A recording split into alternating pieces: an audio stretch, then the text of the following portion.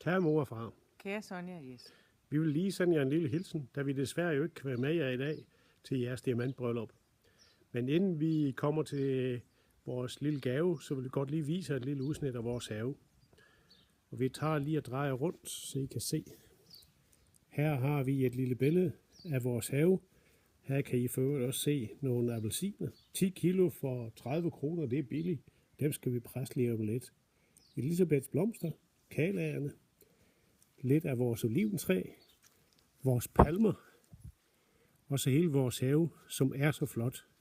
Lige fra tulipanblomsterne, Det er så papegøjeblomster til bougainvillea og op til den dejligste sol. Så det er her, vi tilbringer vores tid. Vi kan se en hund, der nyder det at være ude. Så det er simpelthen det skønneste paradis, vi har fundet her.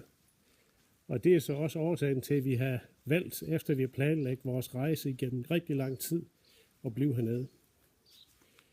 Men vi er begge meget kede af, at vi ikke kunne være her. Og vi vil gerne herfra ønske jer alt det bedste på jeres dag. Håber, I får en rigtig, rigtig skøn dag.